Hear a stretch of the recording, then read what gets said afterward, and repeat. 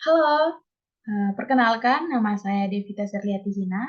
Saya dari Universitas Siber Asia dengan jurusan Akuntansi dan Perpajakan. Pada kesempatan kali ini, saya akan mempresentasikan untuk memenuhi tugas UAS, yaitu di mana untuk mempresentasikan video tersebut dengan judul valuasi saham. Oke, yang pertama kita akan bahas tentang pengertian dari valuasi saham. Apa itu valuasi saham atau apa itu valuasi dan apa itu saham? Jadi valuasi adalah proses analisis untuk menentukan proyeksi nilai atau nilai terkini dari sebuah perusahaan yang berubah-ubah tergantung dengan performa dan kondisi keuangan perusahaan sendiri.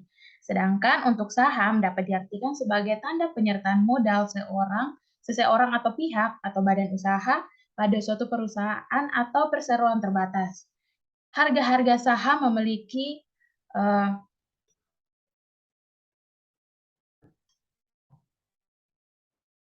baik berupa kenaikan maupun penurunan. Permintaan dan penawaran atas sesuatu dipengaruhi banyak faktor, baik yang sifatnya spesifik berhubungan dengan saham tersebut.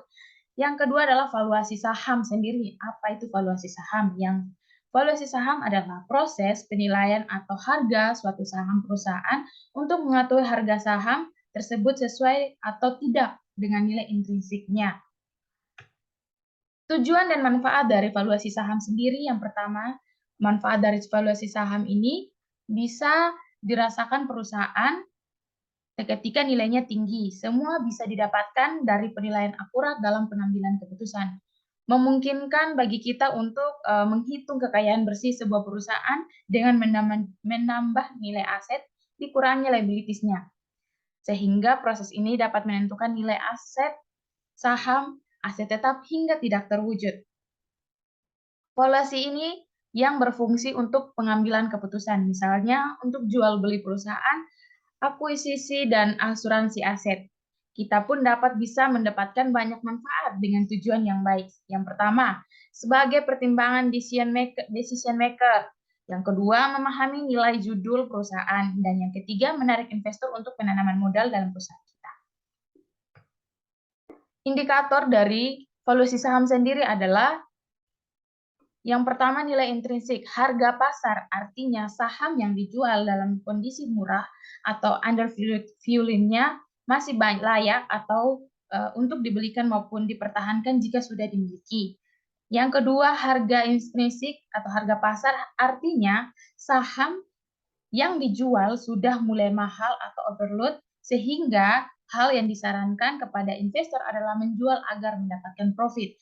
Dan yang ketiga adalah perusahaan tersebut masih dalam kategori nilai wajar atau fair, namun terkadang dianggap kurang baik.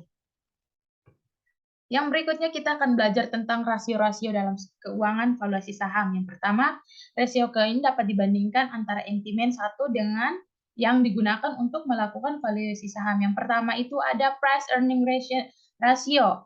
Yang kedua ada price to book value, dan yang ketiga ada return on equity, dan yang keempat ada earning per share, dan yang kelima ada debt equity ratio, dan yang keenam adalah price atau earning to grow, dan ABT. Oke, yang pertama kita bahas tentang price earning ratio atau PAR. Rasio ini diperlukan oleh calon investor untuk menggambarkan harga saham perusahaan dan membandingkannya dengan profit yang akan dihasilkan dalam melakukan perbandingan yang perusahaan harus menempatkan beberapa perusahaan yang bergerak di sektor yang sama. Jika nilai dari price earning ratio ini lebih kecil dari rata-rata instrumen untuk nilai saham industri tersebut, itu artinya perusahaan adalah perusahaan harga saham dibagi laba per saham atau APS. Oke, yang kedua adalah price to book value. Jadi rumus dari PBV ini adalah harga saham dibagi nilai buku per saham yang harganya murah atau under value, maka mereka akan membandingkan PBV saham dengan rata-rata nilai PBV, kemudian perusahaan lainnya yang masih bergerak di sektor yang sama. Yang ketiga, return on equity dinyatakan dalam bentuk persen dengan perhitungan rumus laba bersih setelah pajak dibagi ekuitas pemegang saham. Bagi investor, return on equity ini dapat berfungsi untuk melihat keuntungan yang dihasilkan dari setiap rupiah. Setiap Rp1. Yang berikut adalah earning per share. Adalah laba bersih dibagi jumlah lembar saham. Jika nilai EPS terus mengalami kenaikan, artinya perusahaan tersebut berkembang dan bertumbuh. Sedangkan debt equity ratio adalah total uang yang dimiliki perusahaan dibandingkan dengan total ekuitas. Debt to equity ratio digunakan oleh investor untuk melihat berapa jumlah utang. Besaran hutang perlu dihitung karena merupakan bagian dari rasio perusahaan. Yang ke-6 adalah price or earning to grow. Rasio ini digunakan untuk mengukur harga wajar saham menurut potensi kenaikan profit perusahaan tersebut di masa depan. Biasanya disebut dengan harga saham saat ini dibagi dengan laba per saham. Yang terakhir adalah EP rasio ini digunakan untuk menilai perusahaan dalam menghasilkan kas operasional atau laba. EBITDA ini adalah singkatan dari earning before interest, tax, depreciation, and amortization. Rumus dari ini adalah EF sama dengan kapitalisasi pasar ditambah dengan total hutang kurang dengan kas atau setara kas. Atau sama dengan laba sebelum bunga, pajak, depresiasi, dan amortisasi. Kita juga akan belajar pada saat ini tentang 3 cara dalam valuasi saham. Yang pertama itu ada discounted cash flows. Di sini di mana investor akan membutuhkan informasi yang banyak sebelum menentukan nilai sebuah perusahaan. Salah satunya adalah rasio harga saham tersebut atau rasio harga saham terhadap laba per saham.